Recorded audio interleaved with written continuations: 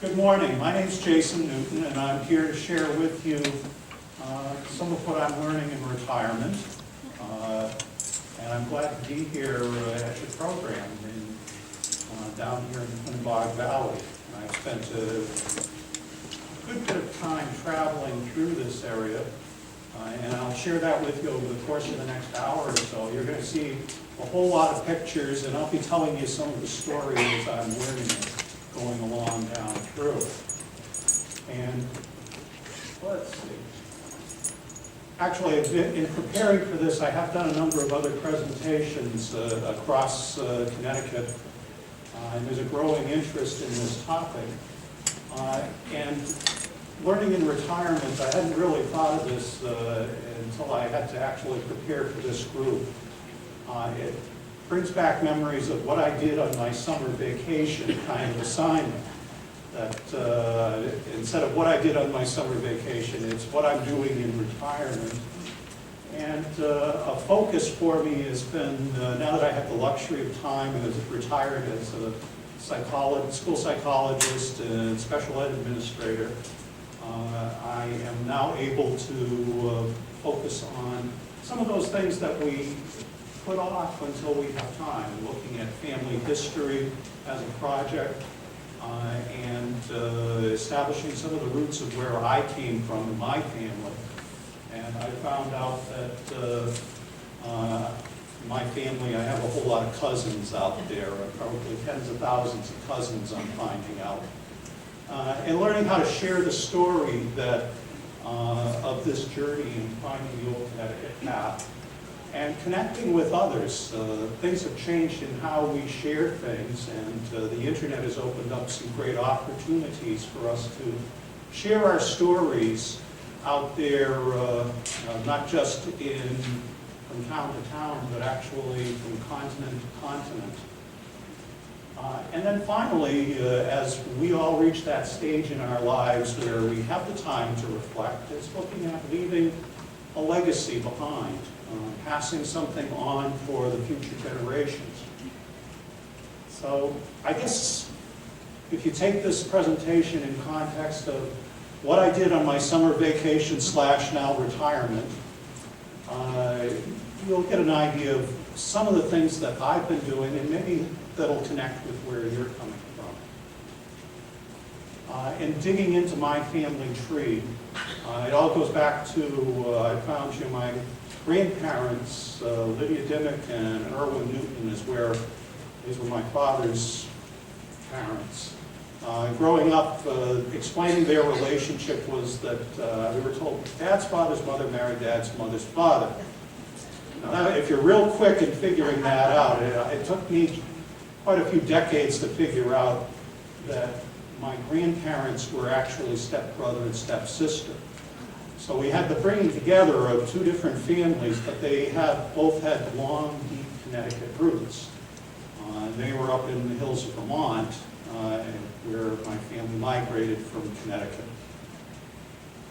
And in this family tree, we have the immigrant ancestor, Reverend Roger Newton, who entered Cambridge University in 1636. King's College, came over to finish his studies at that new school that was a branch of Cambridge that's over on the river, later was named Harvard. And in 1640, he ran off to Connecticut and married a hooker. And that's our family. That was what I knew in the family story until I kept digging into this a little bit further. And I found out that, the folks here in Connecticut can relate to this because in Connecticut we have a hooker day. And the hooker name gets further honored by the Hooker Parade, which is quite a colorful event. And of course, Connecticut really knows how to celebrate with hooker beer. So the name is preserved in good fun here in Connecticut. But I want you to all be aware that Massachusetts, they have a real connection to the hooker name too. And if you go on down to the State House, you can entered the State House as the politicians do from across Massachusetts through the Hooker Gate. So we have a connection with the Hooker name, but I really didn't grow up with the story of Thomas Hooker in my learning or my schooling, because I didn't grow up in Connecticut. I'm just a visitor. So I had to do some digging to go back and find out what the story was. And hopefully there's more to the story than what we're now doing to the name Hooker.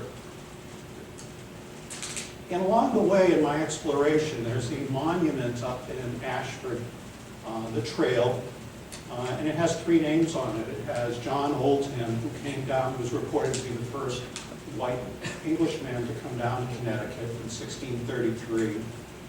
John Wareham, who led the congregation from Dorchester down to Windsor in 1635, and Thomas Hooker.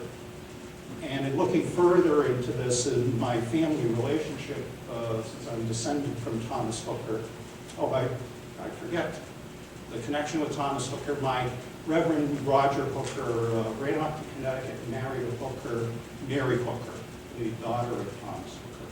And he actually lived in the Hooker household, prepared for the ministry. So forgive me for skipping over there, but the Hooker connection really ties into those 3 towns of Windsor, Hartford, and Wethersfield that were established by John Wareham, John Oldham, and Thomas Hooker. And looking further into this, I found I probably have tens of thousands of cousins. We're going back about 12 generations to Thomas Hooker for me. I found that looking at those monuments in the towns of Wethersfield, Windsor, and Hartford, that I have a connection with a whole bunch of the founders, and they had lots of children, and their children married each other's children, and so you wind up with lots of connections back to these 3 towns. So I discovered that the stream ran much deeper than just a connection to Thomas Hooker and Roger Newcomb. But really, for me to learn more about this in retirement, I had to dig into, well, who was this person, Thomas Hooker, that has, despite the parade and the beer and the Hooker Gate, actually has a place in the history of Connecticut, and I'd suggest probably the history of the United States, and is honored downtown in Hartford with statues, monuments at the center of town, at the old State House. And up on the State House, he has an important place of honor. That Hooker was a premier speaker, scholar at Cambridge University, a minister of a congregation that they called him to be their minister here in America, a reformer, because he had some beliefs that he was able to work with the towns to be able to share and establish here. And a founder, we started saying, well, he's a founder. He's involved in the founding of Hartford and Connecticut, the New England Confederation, which I really didn't know much about, but was really the first instance of colonial governments working together. So as a precursor to what we see as the colonies later working together during the American Revolution. A statesman, he was regarded as a person to call on to help resolve conflicts and problems. And this lofty one, father of American democracy. So it's a whole big bag of things that I had to learn about Thomas Hooker. And the real brief piece of his history here, taking an important place in England, going back to Chelmsford, is that Thomas Hooker was a lecturer in Chelmsford. And it's true, growing crowds. He was one of the most outstanding preachers of his time, and others, his contemporaries in the ministry, recognized that no one else could not only bring the scriptures into practical terms, but could convey it in a way that the crowds would carry that information into their lives. So he was a powerful influence in the community there, and powerful influences wind up meeting resistance. one part of the resistance was in King Charles I, who declared basically, in modern terms, we'd say, King Charles said, it's my way or the highway. You do it according to the established church, and you follow the strictures of the church, or you're in trouble. And Thomas Hooker was really, I've heard comparisons that he was the John the Baptist of his time, calling to make way for change. And so he was rocking the King's boat. And during that time, Hooker and his family, his wife Susanna and their young children, lived just outside of Chelmsford and the Cuckoo's Farm at Little Baydown. And it's still there. I hope to visit somewhere in the future of my travels along this journey. And the significance of this place is that not just that Hooker lived there, but all the ministers from the surrounding area traveled to Little Baydown to meet with Thomas Hooker on a regular basis. And what was happening was the planning for establishing a new order that would be a just society, a more godly society, that they hoped to establish in England. The other bit of resistance was William Laud, who was the Bishop of London and had oversight of Chelmsford. And because Thomas Hooker was drawing such crowds and having such an influence and a disruption against the order of the established church and the king, had Thomas Hooker removed from his lectureship. And ultimately, he started digging into the dirt. They had secret police and spies following Thomas Hooker. And ultimately, a warrant was set for his appearance in a high chamber or star court, star chamber. And this was before habeas corpus, so if he was seized, he might well have died in jail. There was a serious effort to suppress Puritans and those who were the followers of ministers like Thomas Hooker to the point of imprisonment. Now, Laud comes into this story because there was an effort to change and hope to change things in England. But William Laud reached a point where in 1633 he reached the high post of Archbishop of Canterbury, which is like the Pope in the English church. And there was a great migration at that point, and that included Thomas Hooker and a number of the other notable ministers and leaders. And it became known as the Laudian migration, and most came to Massachusetts and then spread out from there. Now, before Thomas Hooker left England, he preached. His last sermon was recorded that he said there will be a war. And his words were prophetic because there was, in fact, a civil war. And I know when we think of the English, Ron, we think the English civil war might be around the tiddlywinks. But it was a bloody period between 1640 and 1660 that hundreds of thousands of people were affected, killed, lost their lives. Among the people who lost their lives, going back to those two resisting forces, William Laud was executed. And think of this, the king, King Charles, was executed. So the king was overthrown during this period, after Thomas Hooker had left. But Hooker brought with him the notions of the planned changes that they hoped to accomplish in England. When Laud reached Archbishop of Canterbury, he and many others realized that they couldn't do it there. They had to create a new England here in America. And that set the seeds for the roots of the American Revolution. Now, they came on a 2-month journey. I think Carnival cruise might have been an upgrade from what they went through, but not by much. Here we can see, imagine 200 people spending 2 months below deck crossing the Atlantic. They were fortunate, they got a summer crossing. There were winter crossings that we could imagine would be an ordeal of unimaginable proportion. And they arrived at a planned community. And when I say Newtown was a planned community, it later became Cambridge. The original plan was that Newtown would become the capital of the Massachusetts colony. That got moved across the river, and they haven't let it out of there since. But this was a comfortable community that they were in, and Thomas Hooker was the first minister there.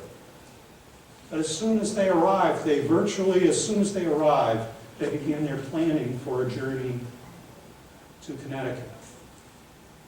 It wasn't their intention as a congregation to stay where life was comfortable and good there on the coast. And there was resistance to letting them go until 1635, 1636. And so in 1636, Governor Winthrop recorded in his journal that Thomas Hooker and most of his congregation, I'll move back out of your way here. A little more? Okay, sorry about that. That most of his congregation left for Connecticut. And they were driving 160 cattle, which factors into this. Cattle don't move too quickly. And they were traveling with families. And they said drinking the milk along the way. I think they had some other provisions. We'll get to that in a few minutes. Now there's a tradition in Connecticut, and that's grown along the way. This is from the State House. There's a relief at the State House showing the Hooker's journey, that Susanna Hooker was an invalid that was carried across to Connecticut. And doing a little research and probing on this, that Susanna, you remember that 2-month journey? That was in July and August. In that following November, she gave birth to their youngest child, Samuel. So Susanna was pregnant below deck for 2 months. And just as a note here, all Hookers, those who have a Hooker name, are descended through this young boy, Samuel. So I think in considering this and the fact that at the time they traveled in 1636, they had 5 young children. 3 of the 5 were under 6 years of age and traveling with a 2-year, almost 3-year-old child. I think Susanna might have said, listen, Tom, you know, I was with you while you were in exile. I was with you on that 2-month trip. But walking to Connecticut, I don't think so. So I think in family harmony, he may have come up with the idea, well, how about if we get you a ride? And it was a horse-drawn litter that carried her and her young son to Connecticut. And family story is that my ancestor, Mary Hooker, walked beside her mother from Cambridge down to Connecticut, down to Hartford, and helped take care of the children. Now, they took about 2 weeks, is the legend here, a fortnight, to come through the woods and arrive in the wilderness here into Connecticut. And there was no community, so they had great work to establish homes here in Connecticut. But their work wasn't done. And within 2 years, Thomas Hooker was lecturing the freemen of the towns of Hartford, Windsor, Wethersfield, in May 1638. And he used a passage from Deuteronomy about choosing wise leaders. And within the explication, the telling of what the practical application of the passage was, he pointed out 3 things. The first was that their ability to make choices and choose leaders was a gift from God. The second was that since this is a gift from God, that each of them is able to make this choice, they must use the choice wisely. They must choose leaders who are concerned for the good of the whole. And I think as I reflect on this, their understanding of the good of the whole would be the good of the congregation. Even though it was the three towns, their understanding of the world would be the good of a congregation. And the third thing was that as they had this God-given right to establish a government and select leaders, they also had the right to limit those leaders. If the leaders did not meet their responsibilities to serve the good of the whole of the congregation, they could be removed, and that there were limits on their power. So this was a remarkable lecture, and in combination with the work of Roger Ludlow, who was from Windsor, in 1639, in January 14, which, if you want to send me a card, it's my birthday also, that the free men of the three towns voted to ratify the Fundamental Orders of Connecticut, which was the first written constitution to establish a government. And in later years, those who looked at this and said, this is really the foundation of American democracy, the first step there. That the fundamental orders, if we think about what was happening in England and what they came to do to establish a new order here in America, that the fundamental orders really had two parts. There was a preamble, which as you read it, and I did read it, is the story translated into the document of Hooker's lecture, and the understanding of we the people have this authority to do the creation of a government and what our purpose is. And that it really is a covenant between God gave them the authority to create a government. And the second part of it, which is strongly the work of Ludlow, the lawyer, were the orders. And the orders, when you read them and you understand what was happening in England, were the corrections to make a just society and to put into law a form that described the rights of people, the protections of the people, and the limits on government. And throughout this, one of the key things is all the other colonies had charters establishing their government that were granted by the king. And here on the Connecticut, we have a government created by the people that has no mention anywhere in it of the king. It truly was the people's document. And so as we look at this and you start lining them up, it really was the grandfather of the Declaration of the Independence and the U.S. Constitution.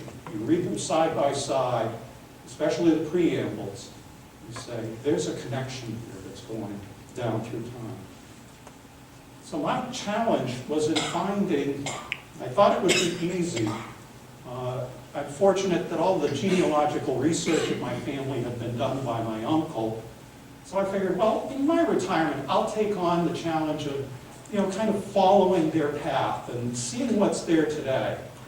From the common in Cambridge across from Harvard, on down to Newtown, which they called Newtown, which actually later became Hartford. And the journey begins, and there are three things that I found that as I visited the Green in Cambridge, is that three things that affected the formation of the U.S. in our nation's history. The first is the establishment of college at Cambridge, which later became Harvard. And as we look in America, the establishment of Harvard set in motion the establishment of many other colleges and universities across America and the place of higher education. So they'd say at Harvard that was the most significant event in shaping America. Another event that happened there was in 1775 that George Washington assumed command of all the militias that were formed, came together after Lexington and Concord and Bunker Hill. And from those militias of the towns and the states, he formed the Continental Army, representing the entire, all the colonies together. And he also established that the military was subordinate to the elected authority. And off in a corner there is a mention of Thomas Hooker leaving for Connecticut from the Common. So you can go and visit the Common in Cambridge and see those three pieces. My starting journey of the journey began there on the Common. And looking at the history, there is some history of the story of the visions of the trip through Thomas Hutchinson, who was governor in the colonial era in Massachusetts, wrote in his history that they traveled for 2 weeks with a compass in hand through the wilderness. They were kind of just trying to find a way. Others had this kind of romantic view that you'd see in the Hudson River type view. It was a walk in the park. It probably was much more challenging than a walk in the park, but they definitely had a plan. I was a little disturbed when I found that the historians in Connecticut tried to parse this out. And the Connecticut Historic Commission came down in 1998 and said, we have no evidence that this ever happened. They couldn't explain how they got here. They just showed up. But fortunately, my journey was helped along the way by the strong traditions of the towns that were along the route, and the many markers to commemorate the journey along the path. And further, as I got into meeting people who live in Woodstock and Eastford and Ashford and on going across the hills, I had people approaching me saying, you know, my family has a piece of land where they were told that it's been passed down and that's where the path came through. So even today, there's an oral tradition that's been handed down of this migration coming through. So in looking at this, it passed for 2 weeks. It was a 2-week journey through the wilderness. And at that point, if those of you who travel east of here, about Route 128 was the wilderness. Those of us who live in Massachusetts, the people in Boston still think that. Probably doesn't happen here in Connecticut. Hartford is, I'm sure, very attuned to your needs out here in the Quinebaug Valley. But they were in Indian country, and that brought up some issues of, you know, what was it like traveling through Indian country? And actually, they had good relations with the natives, and the natives and the chiefs actually invited them down to Connecticut. Probably their descendants might live and say, we really regret inviting you all, would you please leave? But they invited them down to Connecticut. There have been some attempts to draw it across, and one was done by Harold Ayers. There are several others that have looked. This one I've actually followed and seems to work out the best. That followed the route of John Elliott and the praying villages as a guide to where the path was, and the towns along that route celebrate that. And across from Woodstock, across the hills of Wyndham County, on down to Hartford. And doing some assumptions of my own, I also figure that since Windsor and Wethersfield were being established in the same time, they're likely to have followed somewhat, probably the same path. Now those cows, anyone here have experience driving cows to the barn? Cows have a tendency to move slowly and at their own, you know, you have to kind of move them along. They aren't particularly quick nor intelligent. So 10 miles a day is about what I figured a group driving cows, walking with women and children along a path where there were no bridges. So it was wild country. So 10 miles a day and following the route that I've been able to track, you'd be out about Weston and about 128 on the first day, down to Framingham, then the third day off to Hopkinton. There's some tradition of their camping there at Whitehall Pond, and then down to Sutton in that area on the fourth day. and we bring it down to Webster. Somewhere in the Woodstock area, there's a tradition on Pine Hill in Ashford of there being an encampment of the hooker party along the way, and down to the Willimantic River, and then finally down the Quinebaug Valley to the crossing at Hartford. With a branch off to Windsor, there is some history of the route going from Holland up around the north end of Shinipsett Lake to Windsor, and also down to New Weathersfield. Connecticut has some history of disagreement on this, of a highway and a lowway. The lowway looks to be like along Route 44, pretty much down through Bolton Notch, which if you want to drive, that's one way to go, but if you really want to be able to experience some of the woods, you can travel across the Highlands, which is the highway that I've been following in green. And you'll get a chance to see it in a few minutes here. Here in the valley, Ellen Larned was a librarian up in Thompson. In 1874, she wrote the history of Windham County, where she collected information from folks, the oral traditions. And tucked away in her book was this map, which you have actually a piece of it in your handout. And on it, she showed the route of what oral tradition handed down through time was that the path came across Windham County. And you'll see, you can look in your folder there, a little zoom in on it like this. There are some places that I'll get to a little later in the presentation. You can go and you can actually visit and walk to get a sense of what the life was along the path. But Windham County would have come down right through Thompson, Woodstock, Eastford to Crystal Pond, across Ashford, Billington, and down to the Willimantic Valley across Wilmington. So we'll take a little walk here across the last Green Valley. And I've stretched it a little bit from West Sutton. And let's see if my video will work. While I talk, you can watch the pictures here. You get a sense that one of the things that really surprised me in setting out on this journey is that from West Sutton here, the area that the Manchog Crane Village was that John Eliot established, there's this expansive wilderness that you can walk in today that gives you some sense of what was the world like in 1636 and when the pioneers were traveling across, that there's a 3-mile stretch from West Sutton down to Webster where you're really stepping back in time. And there are some remains of later buildings, bridges, stonework there that gives you some sense of this has been a path that's been in long use down to Webster.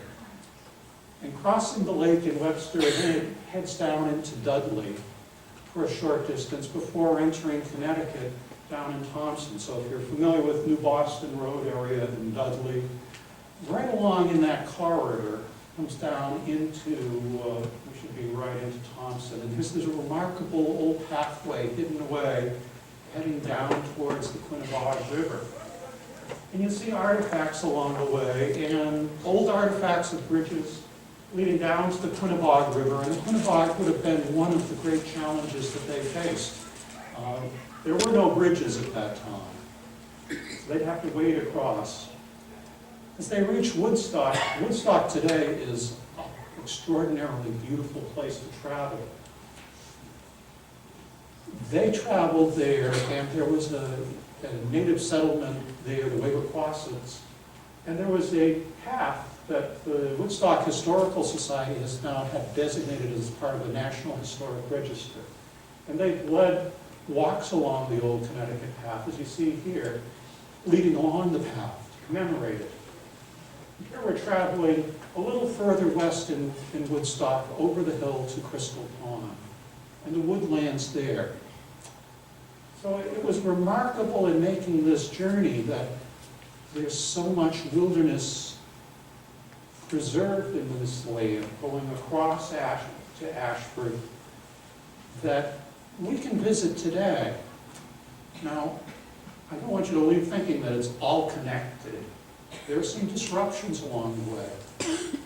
But I found that there are places that you can go that really evoke that feeling of the wilderness. And if you allow your imaginations to go free, you can begin to get a sense of what was it that they must have experienced on this walk, and how fortunate we are that there's something like it left. In the history of the path, there's the story of the Chisholm brothers. David Chisholm and Charles Chisholm grew up in Ashford, up on Axe Factory Road. It's actually Westford. They'd say, it's Ashford. And David Chisholm researched the stories and drew the map showing the route of the path across Eastford and Ashford. And following it out, it actually works.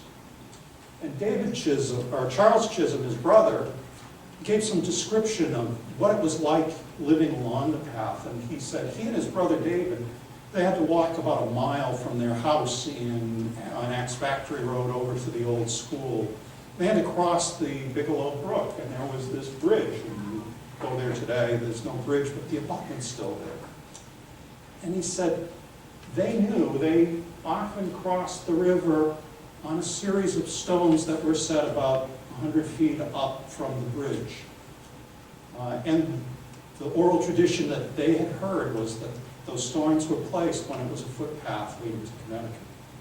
And they're massive stones. Here we see one of them right in the center, and you say, well, where are the rest? Well, Harold Ayers dug this out in the Woodstock Historical Society.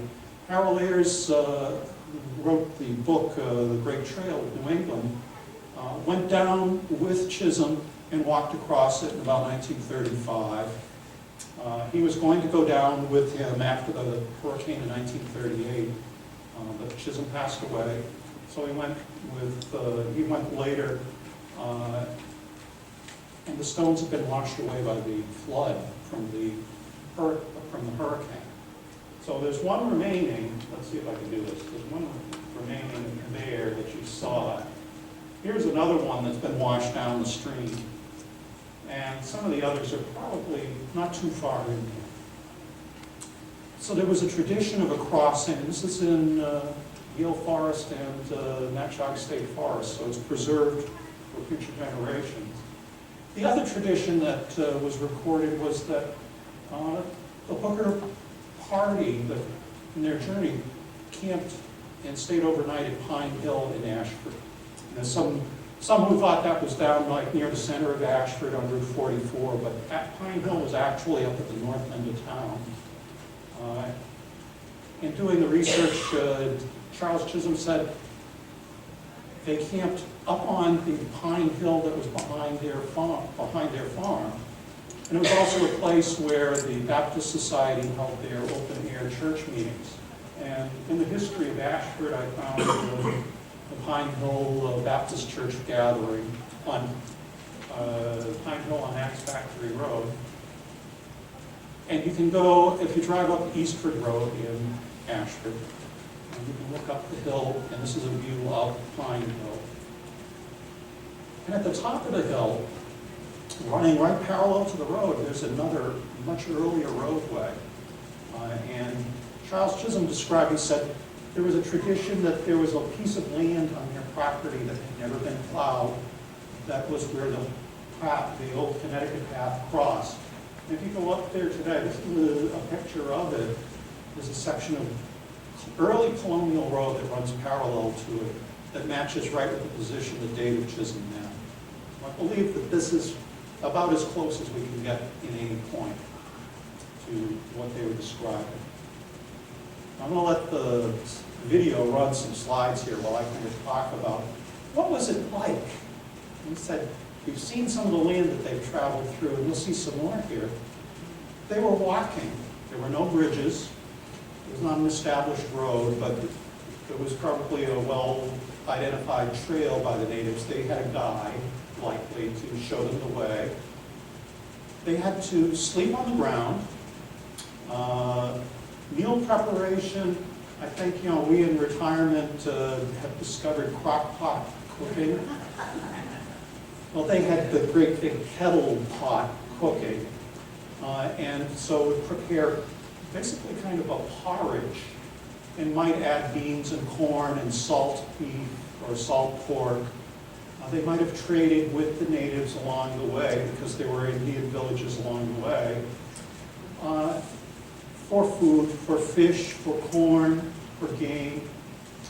But we have to think that these were people who had lived their lives in England, in villages, spent 2 months at sea, crammed together, and then chose to walk this 2-week journey into the wilderness. And as beautiful as it is today, traveling across this day from Pine Hill on down to the Willimantic, we have to imagine they must have been just plain tired by then. And wondering, my God, what have we gotten ourselves into? I don't think any one of us would sign up as a guided vacation tour in retirement for their journey. So on that 9th day, they were close to being home. And climbing the hill up towards Hawk Hill in Holland, they were approaching the end of their journey. And I'm going to share with you, those of you, I heard someone say, yes, they're here as their ancestors went to Windsor. I'm going to share with you a little bit of the journey to Windsor. I'm working on the Hartford part now, but the Windsor part is just beautiful. And I found, today I rode through Paradise that John Adams wrote on his journey to Windsor. And if you go today, and I set up a driving tour and some things we'll hit a little bit later in the presentation, you can go and take the drive across from Holland through Ellington, East Windsor, South Windsor, and over Windsor. It's stunning. I'll actually take a look here while I talk about this notion of the land that they were coming to. Because it had a real effect on me when I saw it for the first time.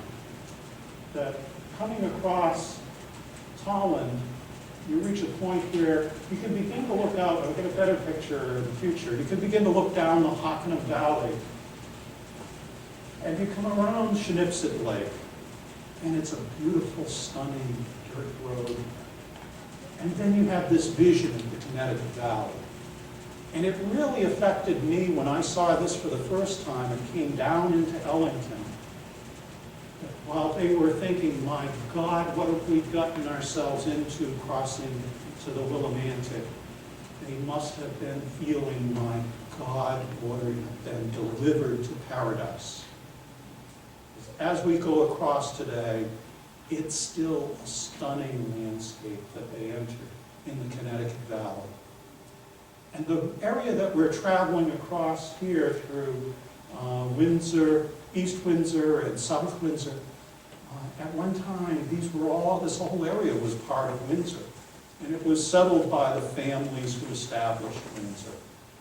And later broke off into the smaller towns. And it was leading off to the crossing places. There were 3 ferries that I was able to identify. The original one, the Bissell Ferry site, 3rd ferry a little further down, and then I uncovered the fact that there was an actual fording place that they probably drove cattle across the river, across the Connecticut.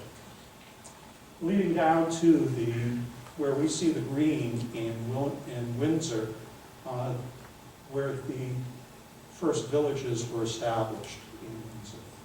And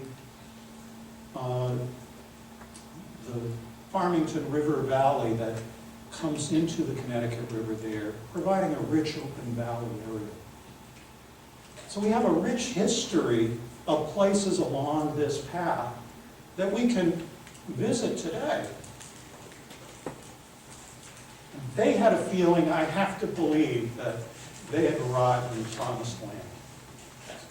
It's just an incredible vista of the land that they must have seen if we put ourselves in their place. And we're very fortunate today that we can put ourselves not just in their place in our minds, but we can put ourselves in some of the places that they must have come to experience. It's a grand story that I found, and as I'm trying to understand it, one of the questions I had is, what happened to the story? It didn't seem like, when I first started this, I went on Google and figured, I'm going to find 1 million things written about this, and there really was next to nothing. So what happened to the story of their journey and what they did? And in thinking about this, looking at my own family, they had many children. There was a sense of expansion, and around those fires that they'd have in their homes, they would probably tell the stories of when they came. And when I came over from England, what it was, their children and their children's children and on down, they might have had part of that story, but they had their own stories. In my family, in 1777, our family history story is that my ancestor David Newton and his young family traveled up the Connecticut River in the dead of winter on ice from Connecticut to Vermont. They had many children, 16 children, lots of children, not unusual. And all the other families that came down had lots of children. And so there was an expansion, and those people going west up the Mohawk Valley, and into Ohio and into the Midwest, and even further going across up through Nebraska and across the plains down to Texas, that they carried the stories, that the stories got translated as they went, from the story of coming from England to the story of travel to Vermont, to travel to the West. But there was another story that got bonded to it that I think made it very powerful for others who came later. And that's the story that I had to try and figure out. I'm walking through all this going, my God, this is so difficult. How hard it must have been for them to do this. What sustained them? And I really had to try and understand from their perspective, and they're coming from England, what kept them going? Why didn't they just give up or just stay in Cambridge and live the good life there and have ivy-covered houses? There was a challenge there in understanding that. And symbols do mean something. The symbols for Connecticut, and again, I didn't grow up with this, I had to approach it fresh. There on the flag is a symbol, there are a set of symbols of the vines and the Latin phrase, which translates as "he who transplanted us still sustains."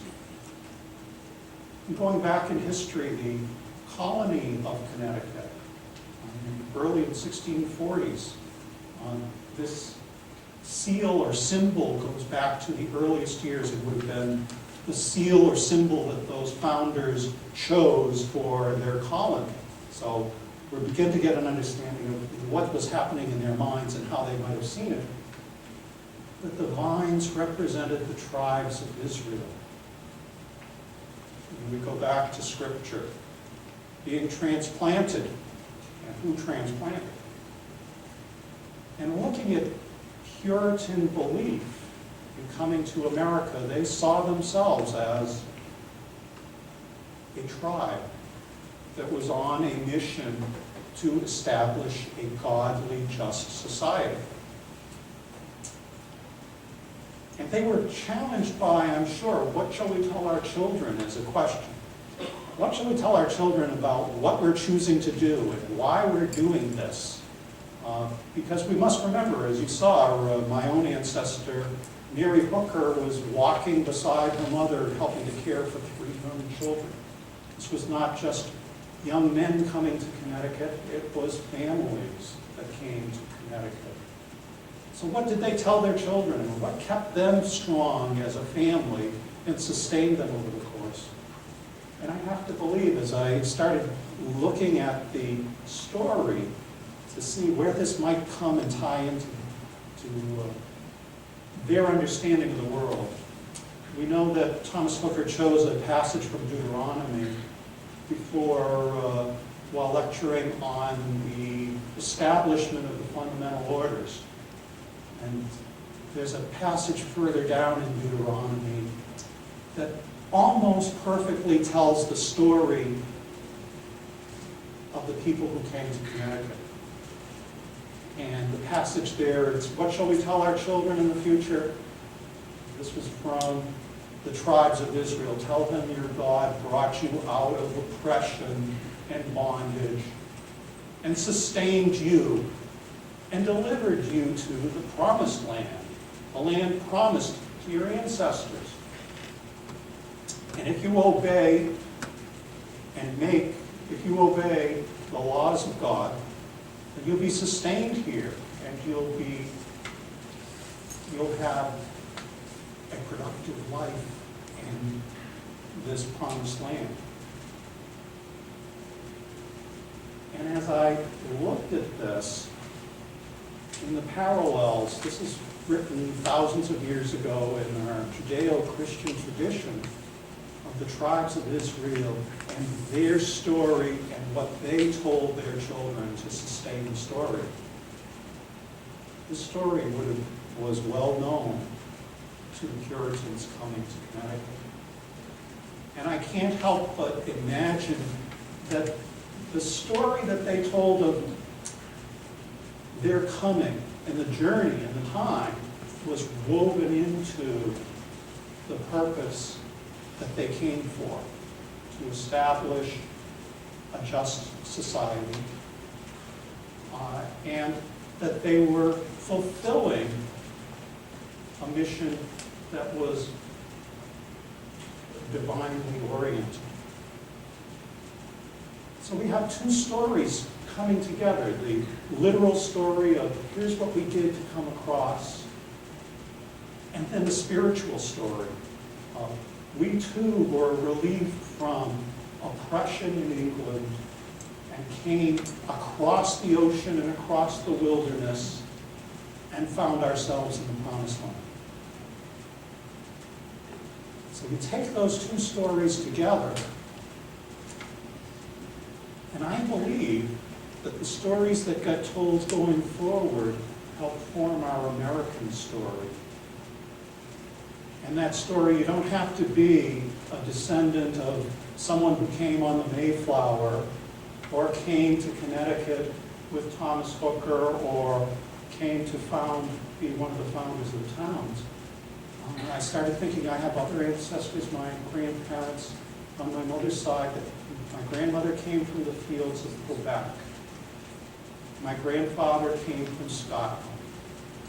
My wife and her grandparents came from Poland and the fields of Poland, and her grandmother came as a 17-year-old girl from Lithuania, not speaking any English, alone to America.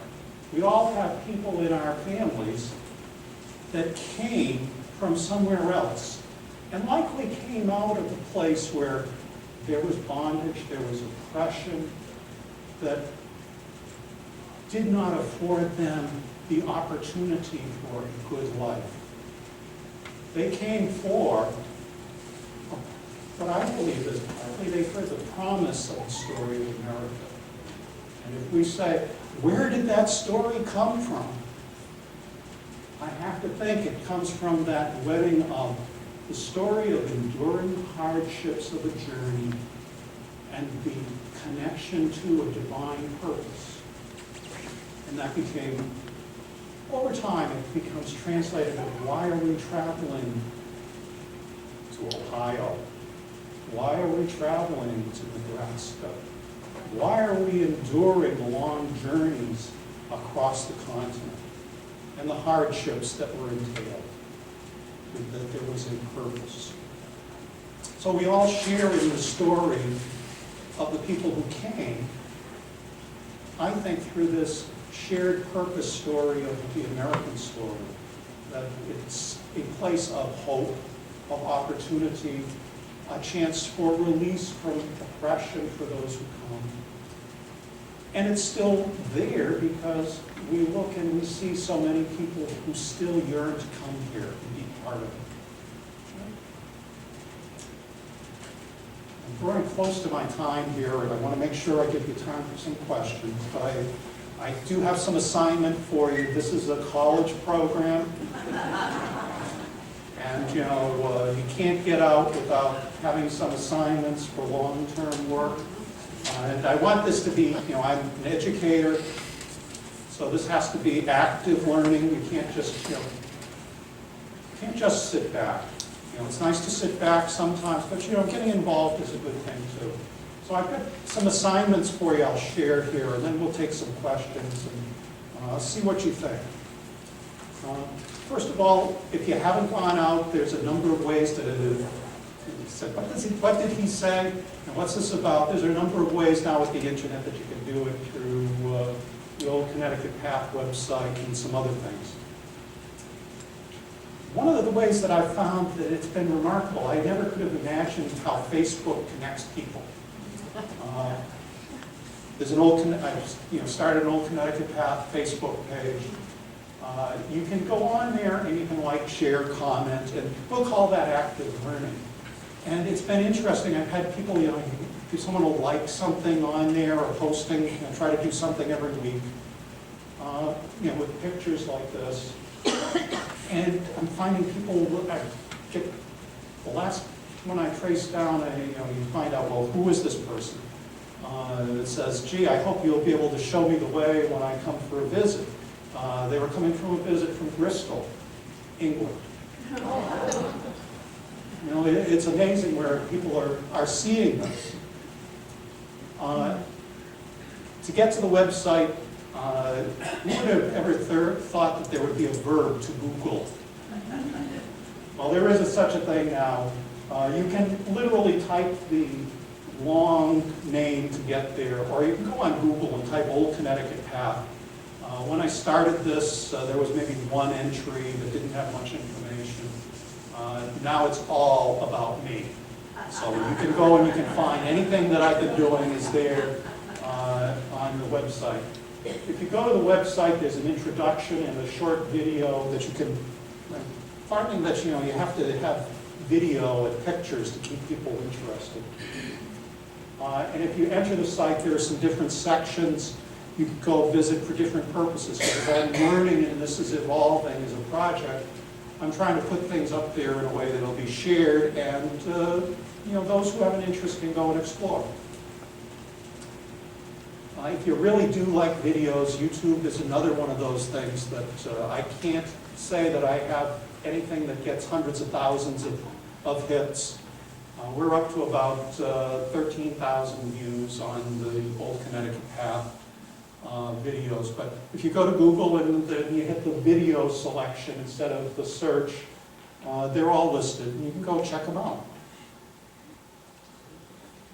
Now, when I said I have lots of cousins, I'm fortunate my uncle, Robert Newton, compiled all the family history, and I posted it there in searchable form. And as I find other things that are these families that came, I put some links up in some of the places that you can go in and say, gee, you know, am I a third cousin 26 times removed to Jason? You can do that.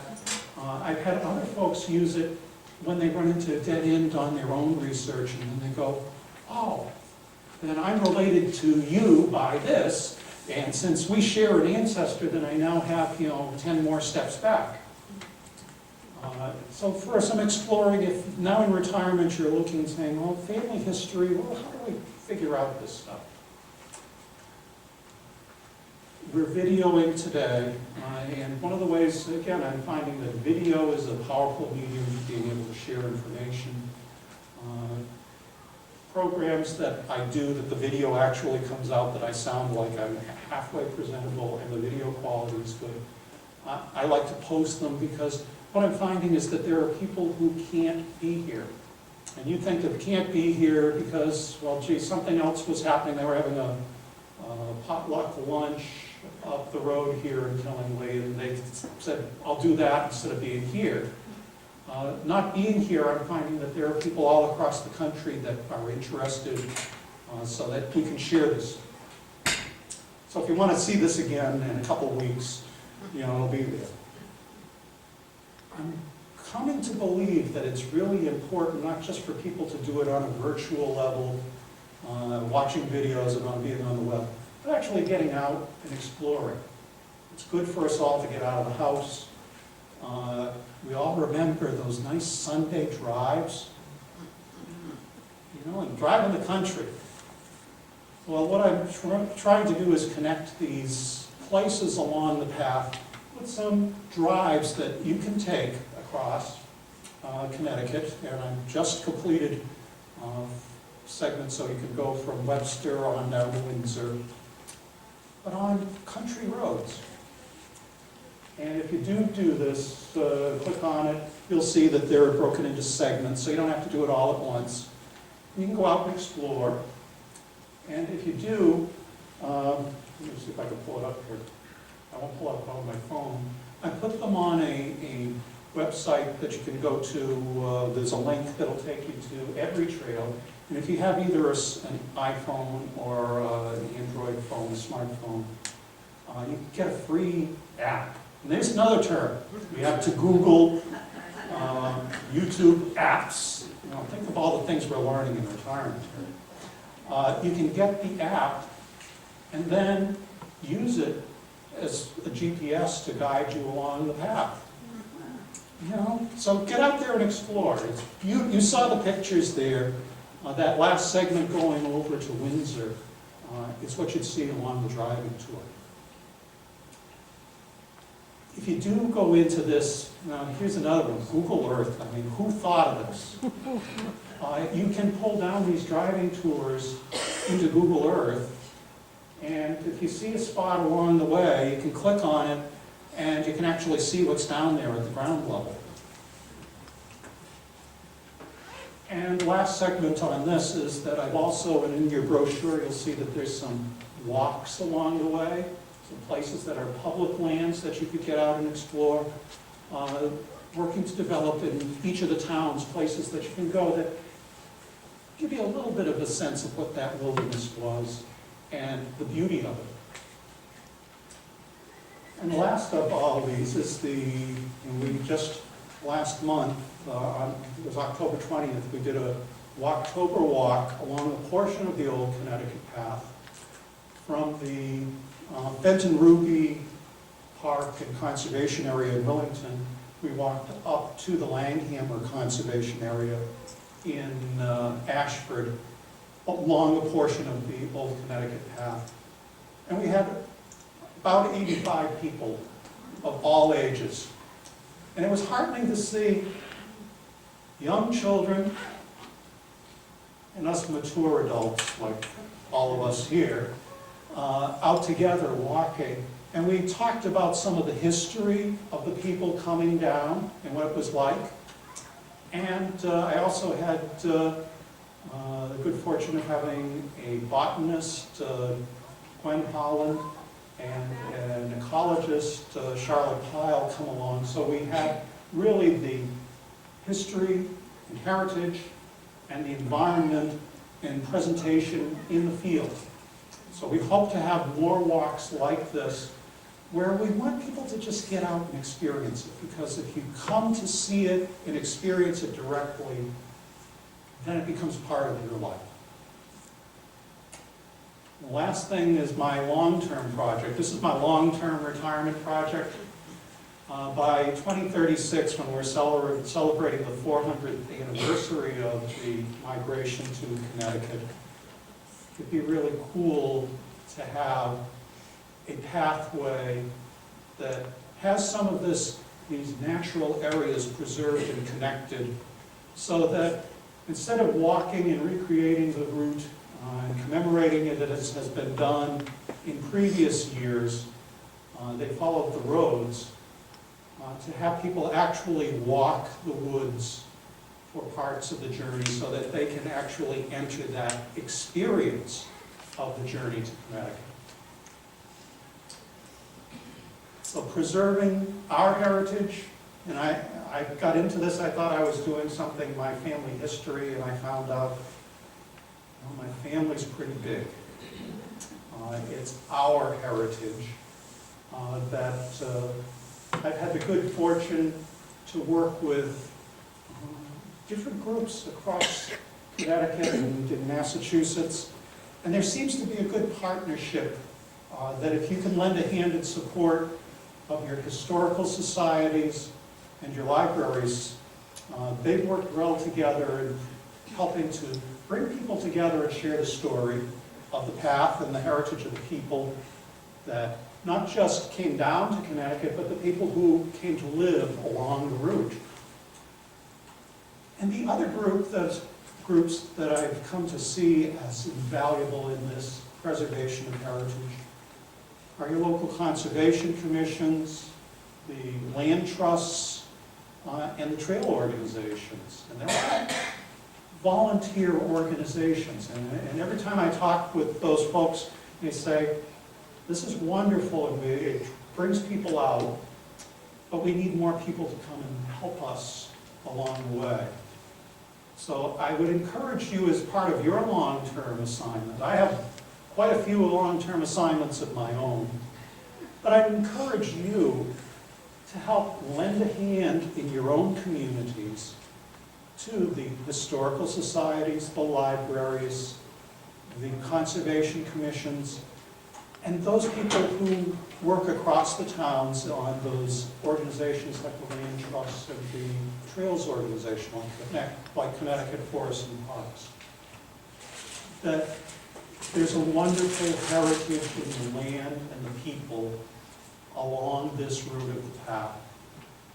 And I hope that as you leave here today and you do some of your own long-term assignment, the next time you're down at the coffee circle, and you pull out your tablet or your smartphone, and you say, you know, take a look at this. He's out there walking in the woods. What do you think of that? Or, hey, I'd like to go to this place. Take a look at this. That you share the story. Because it's a story worth retelling. And it's a story that you can become part of, and you are part of. So on that, I think I want to thank you all.